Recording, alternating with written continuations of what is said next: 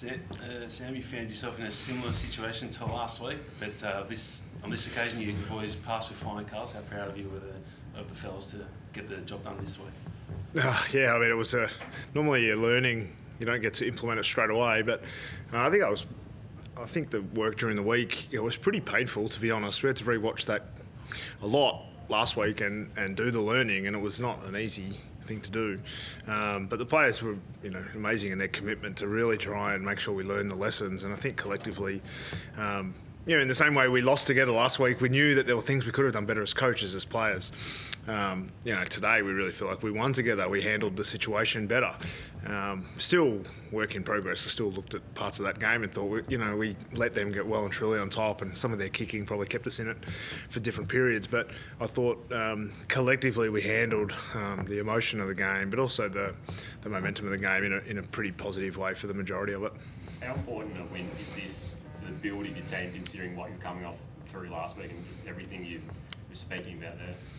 Oh, I mean, we love winning. Like winning's I think when you're walking off and you see the fans and you see the joy that you bring, but we've got to continue to put out a product that deserves to win.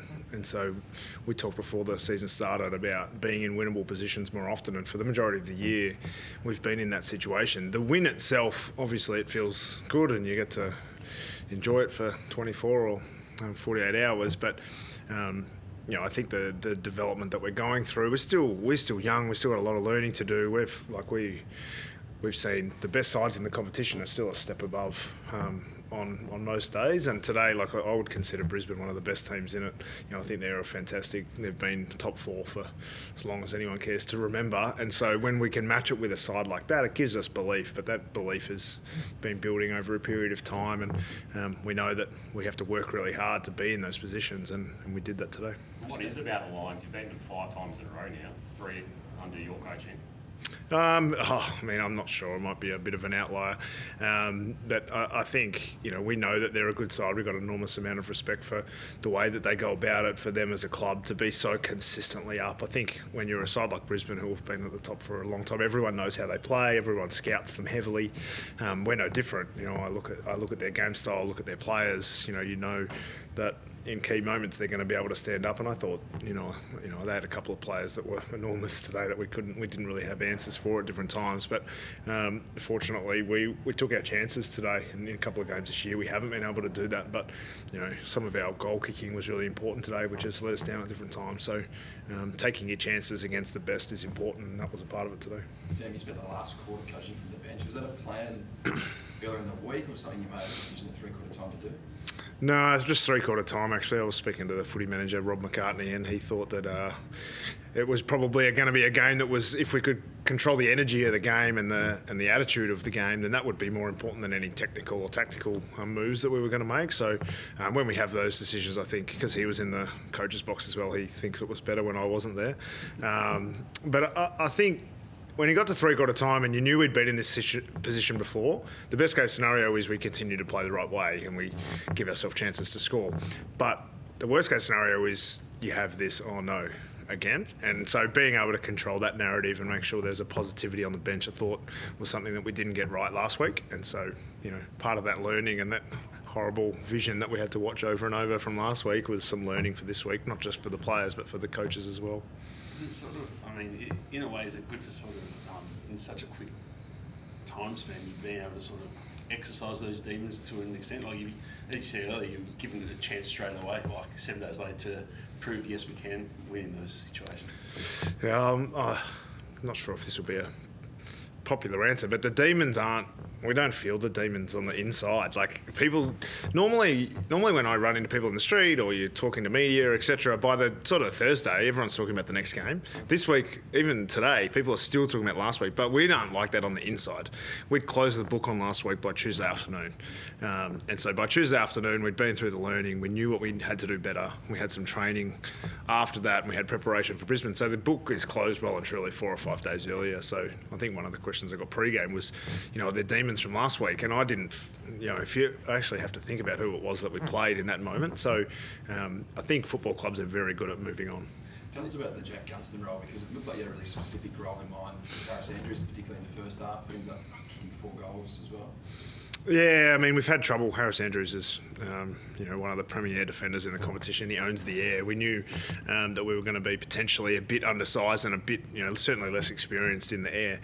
So if we were able to curtail him a little bit, he's been one of my personal favourite players for, probably 8 years. So I think knowing that he's going to be a significant threat for them, and if we could help to nullify it with the smarts that Jack brings, then we thought that might be able to help us. And I mean, it's really a bonus that he hits the scoreboard. I think he knows that his role is really important in helping everyone else. And if he can kick some goals, that obviously is fantastic. But he really helps the structure of the team. And 249 for him, so it'll be a big week for Jack coming up.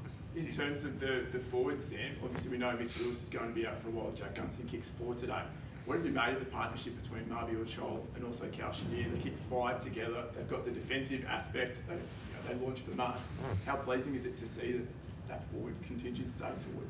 Yeah, I think if you look at our forward line on paper before the season started, almost half the team was new. And now, obviously, got Hardwick wasn't there last year. The guys you mentioned, plus Guinea, they're all sort of new faces. And so I think Adrian Hickmott has worked really hard for a long period of time with those guys to get the forward chemistry right. And it's still not perfect, but I think we look a bit more. We look very organised in front of the ball, and it's not often they're taking uncontested marks from our kicks, which is.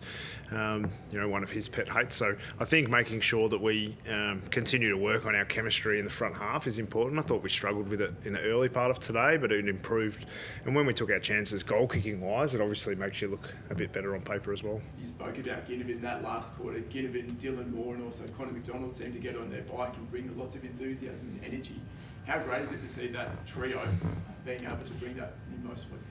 Yeah, I think those guys are the sparks of the sort of front half. They love to, without Wiz this week as well. I think they were the ones who really brought the energy and enthusiasm to the side. And I think when they do that, that's so contagious. They got those big friendly smiles, and the fans start to get around them and stuff. But they do it with work rate and with intensity, not just with talk. So as long as they produce both of those things, then I think let them explore as much energy as they can possibly put. Because we thought that the more energy in that game, the more it would suit us. Did Jack get himself up for this one against his old club? And it seemed like produced probably his season best performance today against his old club. I haven't spoken to him about it. We obviously picked his brain a bit about some things that Brisbane would do, if the game was on their terms or not on their terms. And I think. To be honest, I would pick Jack's brain most weeks about opposition, what he sees, how he likes to play against them. Luke Brewster's very similar. They really know a lot about the game. And so being able to lean on those senior experienced players is a bit of a benefit. And I was pleased for Jack that he was able to hit the scoreboard against the old side. What's the plan with Luke Brewster? He's third time's been a sub in a row. Is he capable at the moment of physically playing a full game? Yeah, I think this was the first one he was like, oh, okay, rather than good call.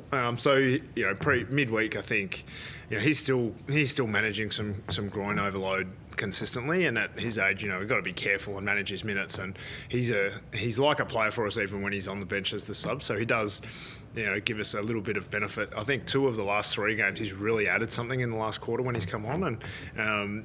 I think we need to continue to manage his minutes. Whether he could definitely play a full game, but it certainly doesn't hurt him, and he's not like, oh damn, he's not too disappointed, because I think he knows that he's still managing some groin overload.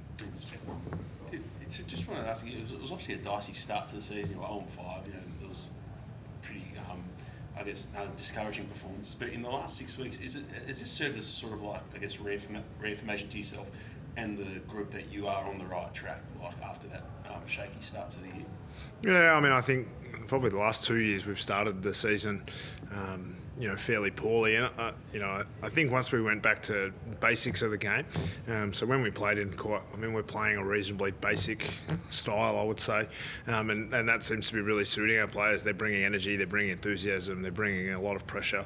And when our pressure's up, we seem to be able to keep it with most teams. Obviously, the outlier in the recent, Sydney, where they gave us a fair touch-up. But looking at their form line since, it makes you feel a bit better. But I would love to have that game again to see, how far off a team like Sydney we are. But I think the way we've been playing probably for the last month or so, I don't think there's any doubt from our playing group and staff that we're on the right track. But we need to continue to hold ourselves to a high enough standard to win enough games to to be competitive with the best when it comes to our time for finals and to have premiership success, which is what this club is built for.